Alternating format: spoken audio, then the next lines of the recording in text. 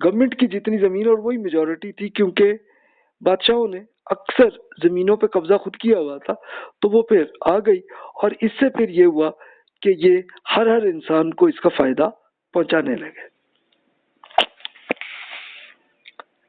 اس کو آپ یہ امیجن کر سکتے ہیں ایسے واقعات کہ عمر رضی اللہ عنہ نے یہ کہ دیکھا ایک خاتون آئی ہوئی تھی دیہاتی، تو کہنے لگی کہ ابھی یہ عمر پہ جو ہے نا ان کا بڑا مسئلہ ہو، انہوں نے تو میری زندگی خراب کر دی ہے، اور دیکھو میرے پاس یہ کھانا نہیں، تو بڑی آپ کو دکھ ہوا، اور آپ خود جا کے اس کے ٹریجری جو ایک اس زمانے میں ہر چیزوں کا ہوتا تھا، تو وہاں سے اٹھا کے بوریاں خود اپنے سر پہ، تو آپ کے جتنے سارے امپلائیز سے کہا جی ہم اٹھاتے نہیں، یہ میری ذمہ داری ہے بھی، اور آپ خود اٹھا کے لے کے گئے کہ یہ بہن یہ آپ پلیز یہ لیں۔ تو اب خاتون بڑی خوش ہوئی، تو کہنے لگی کہ اچھا آپ یہ بتائیں کہ عمر کے بارے میں کیا خیال ہے آپ کی؟ کہتے نہیں جی اس نے تو بڑا مسئلہ کیا ہوا۔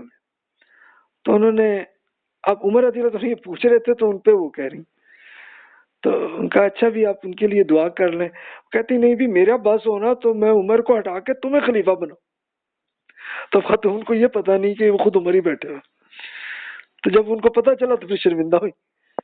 تو اس طرح سے لے جا کے ایک بندے کو وہ دینے لگے۔ وہ ایک اور بڑا دلچسپ واقعہ ہوا کہ عمر رضی اللہ عنہ خود وہ رات میں سفر کرتے تھے پورے شہر میں، دیکھتے تھے کہ کسی کا کوئی ایشو تو نہیں ہے تو ہم حل کریں۔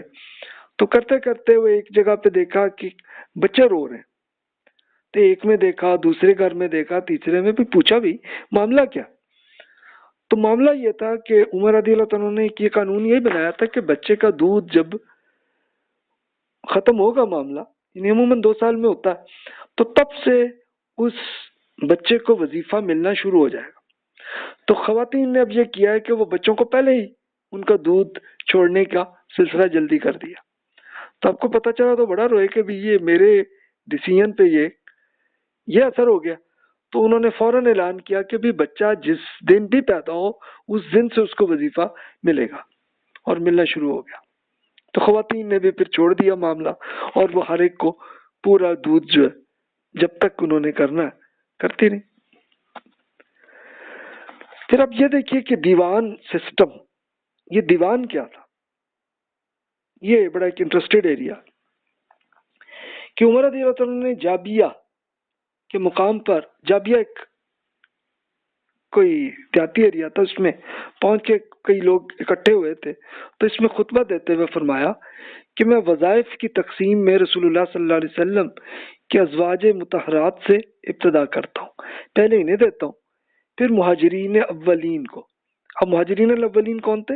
کہ جو بہت پہلے شروع میں جو ایمان لائے تھے اور تکلیفیں برداشت کرتے رہتے انہیں، پھر میں اپنے ساتھیوں کو دیتا ہوں کہ اپنے گھروں اور اموال پر قبضہ کر کے ہمیں مکہ سے نکالا گیا تھا، کہ یہ وہی مہاجر تھے کہ جو ہجرت کر کے اب آئے تھے مدینہ میں، ان کو دیتا ہوں۔ اس کے بعد پھر انصار کو دیتا ہوں جو ان سے پہلے مدینہ میں مقیم اور ایمان پر قائم رہے، جس نے ہجرت کرنے میں جتنی جلدی کی ہے تو اسی لحاظ سے وظیفہ دینے میں اسے مقدم رکھا جائے گا، اور جس نے ہجرت کرنے میں جتنی دیر کی ہے تو اسی اعتبار سے وظیفے میں اسے مؤخر رکھا جائے گا۔ یعنی مطلب یہ کہ اب جو کچھ بھی فنڈ آیا تو پہلے ان کو دیں پھر ان کو دیں، اس طرح سے ڈیوائڈ کرنے لگے۔ پھر عمر رضی اللہ عنہ نے پوچھا وظائف کا سلسلہ کس سے شروع کیا جائے؟ تو لوگوں نے کہا کہ آپ سے زیادہ کون مستحق ہے، آپ سے شروع کریں۔ آپ نے کہا نہیں بھائی، میں تو رسول اللہ صلی اللہ علیہ وسلم کے اہل بیت سے ابتدا کروں گا۔ اور آپ نے ام المومنین سیدہ عائشہ رضی اللہ عنہ کا 12,000 درہم والوں میں لکھا کہ بھی پہلے ان کو دیں۔ اب اہل بیت کون تھے؟ کہ جو رسول اللہ صلی اللہ علیہ وسلم کی فیملی تھی، آپ کی امہات المومنین جو اہلیہ تھیں، اور پھر جتنی اور بھی بچے تھے وہ سب ان سب میں آ گیا۔ اب سیدہ عائشہ کو 12,000 درہم دینا شروع کی۔ پھر 5,000 درہم والوں میں سے علی رضی اللہ عنہ کا نام رکھا، اور اسی فہرست میں حسن اور حسین رضی اللہ عنہ کو بھی شامل کیا۔ پھر بدر میں شرکت کرنے والے دیگر مہاجرین کے لیے 5,000 والی کیٹیگری میں رکھا کہ یہی سب سے پہلی جنگ ہوئی تھی اور اس میں مشکلات تھیں، اور انصار کو 4,000 اس لیے کہ انہوں نے کافی عرصے بعد جو ایمان لائے تھے ان کے لیے، جو پہلے ایمان لائے تھے ان کے لیے 5,000 ہی رکھا۔ انہوں نے تمام مہاجرین کو برابر درجے میں رکھا، خواہ وہ آزاد عرب ہوں یا غلام۔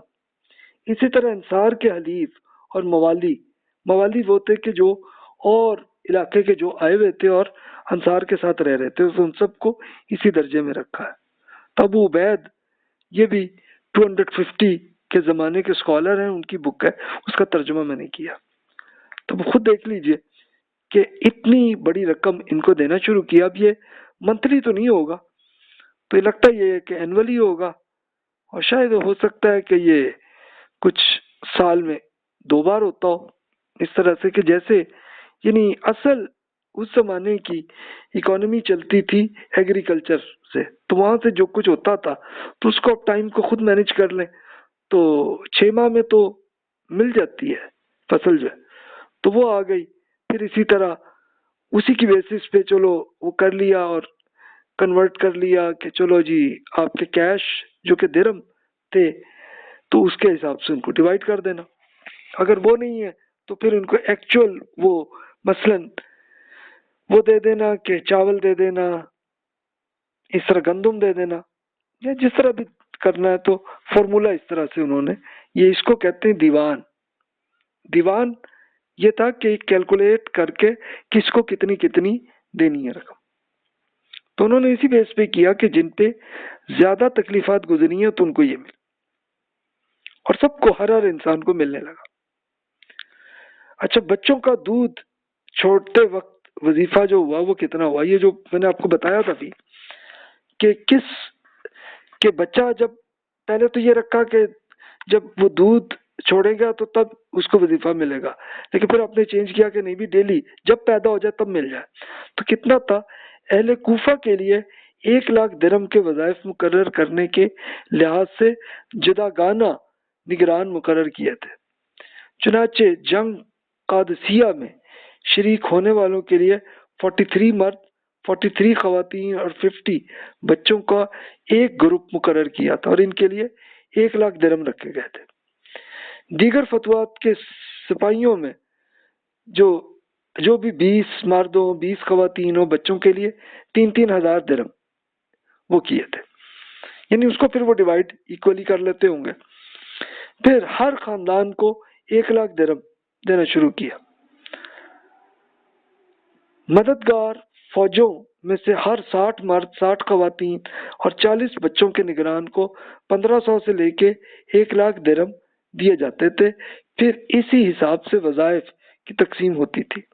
تو عطیہ بن حارث کہتے ہیں کہ میں نے ایسے 100 نگران دیکھے، اسی طرح اہل بصرہ کے لیے بھی انتظام تھا، یعنی اب یہ ایک شہر کی بات ہو رہی ہے کہ اب یہ کوفہ میں جو بھی تھے یا بصرہ میں جو تھے تو ان کے لیے ایسے ڈیوائڈ کیا، تو اس طرح اندازہ ہم کر سکتے ہیں کہ اور جگہوں پہ بھی ایسا ہی ہوا تھا۔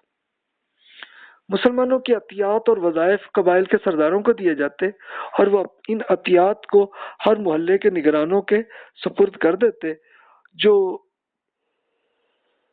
انہیں لوگوں کے گھروں میں جا کر تقسیم کرتے تھے۔ تو اب امیجن کریں کہ کیسے ہر ایک کو اس طرح سے مل رہا تھا۔ ظاہر ہے کہ جنہوں نے خدمت زیادہ کی، جنہوں نے تکلیفات زیادہ برداشت کی ہیں تو ان کو زیادہ ملنا، اور جو بعد میں ہیں تو ان کو، لیکن ان کو بھی اتنا ملتا ہے کہ ان کی لائف اچھی گزرے۔ پھر یہ دیکھیے ابو عبید نے جو ان کی کتاب ہے کتاب الاموال 200 ہجری میں وہ فوت ہوئے، یعنی 200 ہجری کے آس پاس لکھی ہوگی انہوں نے اس ٹائم میں۔ تو وہ بیان کرتے ہیں کہ علی رضی اللہ عنہ بیت المال میں داخل ہوئے تو انہوں نے اسے بے وقت ہی چیز سمجھتے ہوئے دیکھا کہ میں شام ہونے سے پہلے تمہارے اندر 1 درہم بھی چھوڑوں گا نہیں۔ پھر انہوں نے بنی اسد کے ایک آدمی کو حکم دیا کہ وہ اس کا مال تقسیم کر دیں۔ تو حضرت علی رضی اللہ عنہ نے 1 سال میں 3 بار عطیات دیے۔ یہ عطیات کیا تھا کہ یہ ایک طرح کی سیلری وہ ہر ایک کو مل رہا ہے۔ پھر اسی حال میں ان کے پاس اصفہان ہی میں مال آ گیا۔ اصفہان جو ہے یہ ایران کا शहर है, वहां से आया। तो इन्होंने कहा कि लोगों, सुबह चौथे अतिये के लिए भी आप आ जाइएगा, मुझे ये हक नहीं कि आपका माल जमा करके रखूं। यहाँ तक कि आपने रस्सियां जिनसे माल पैक किया गया होगा उसको भी बांट दिया, जिन्हें बाज लोगों ने कबूल कर लिया, बाद में नहीं लिया, वापस कर दिया। इस तरह हज़रत मुआविया रज़ियल्लाहु अन्हु ने माल को तकसीम करते हुए फरमाया कि आपकी बैतुल माल में जो माल बचा इसे हम तकसीम कर रहे हैं, लेकिन याद रखिए कि अगले साल कुछ बचा तो तकसीम होगा, ना बचा तो हमसे नाराज मत हो जाइएगा, इसलिए कि ये माल हमारा नहीं है, ये तो वही फई है जो अल्लाह ताला आपके लिए भेजते हैं। यानी फई वही थी कि ये पूरा गवर्नमेंट का जितना जमीनें थी तो वहां से जो एग्रीकल्चर आई तो उसको डिवाइड करते थे और फिर बताते थे भाई अगले साल अगर इतना ना मिला तो भाई उसमें नाराज ना होना कि भाई ये ना हो। तो देखिए कि एक खलीफा भी आके इस तरह से माजरत कर रहा है। तो ये कुछ एग्जाम्पल्स है कि माशी एतबार से कैसे इन्होंने एक डिवाइड करना शुरू किया फंड को।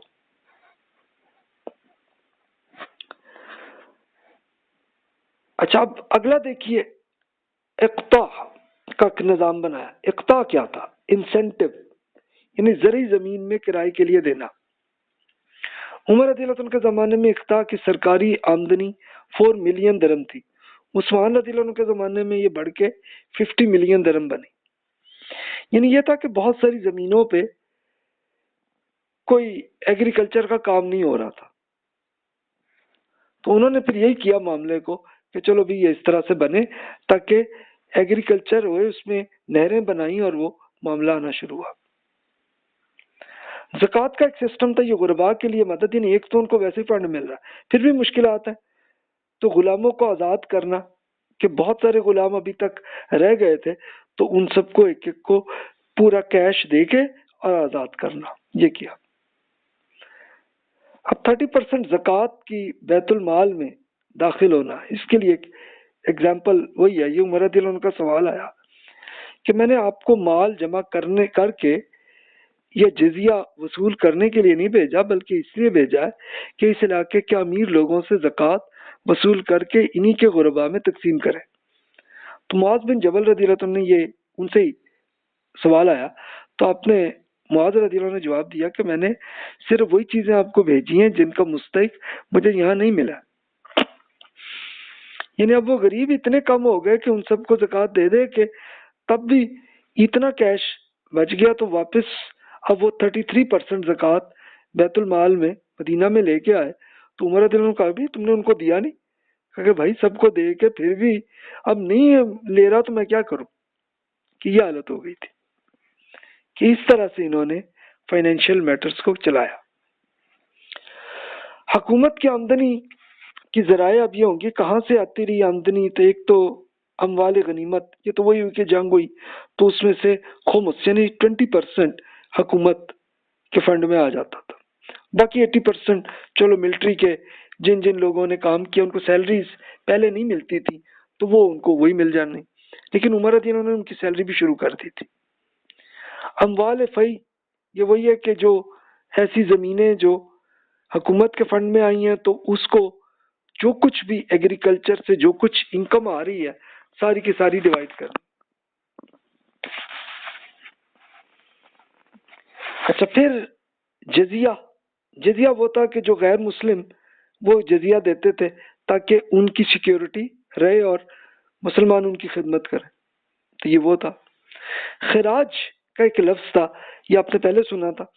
तो ये हुकूमती जमीनों की पैदावार का हुकूमती हिस्सा, यानी होता क्या था कि एग्रीकल्चर हुकूमती जमीन है लेकिन उसके लिए जिन लोगों ने काम करना तो उनसे तय कर लेते, जो भी उनसे एग्री कर लिया कि चले 50% आपका 50% गवर्नमेंट को दे, तो उसको खिराज कहते थे। तो वो आके गवर्नमेंट के फंड में आ गया और जो 50% है जिन्होंने खेतों पे काम किया उनको मिल गया। ज़कात ये वही थी कि जो अल्लाह ताला का हुक्म है कि हर मुसलमान ये हुकूमत को इतनी रकम दे ताकि वो गरीबों की खिदमत कर सकें। उशूर एक ये भी था किसको कस्टम ड्यूटी कहते हैं, کہ اب یہ بہت سارے لوگ جو کئی ملکوں میں جا کے بزنس کرتے تھے آتے جاتے تھے تو اس میں کسٹم ڈیوٹی کے طور پر کچھ تھوڑی سی رقم وہ مل جاتی تھی. تو سرکاری کاروبار کا منافع بھی ہوتا تھا کہ اگر بزنس خود حکومت نے کر دیا تو وہاں سے کچھ پروفٹ آئے. مثلا ایگریکلچر میں جو کچھ بھی آتا تھا وہ تو ڈیوائیڈ کر دیا لوگوں میں، پھر بھی جو بچا تو اس کو بیچ لیتے تھے دنیا میں زمین میں، تو اس کا پروفٹ بھی مل گیا. تو دیکھیے اس طرح سے پوری گورنمنٹ کا فنڈ ایسے چلتا تھا. پھر وراثت کا ایک نظام تھا.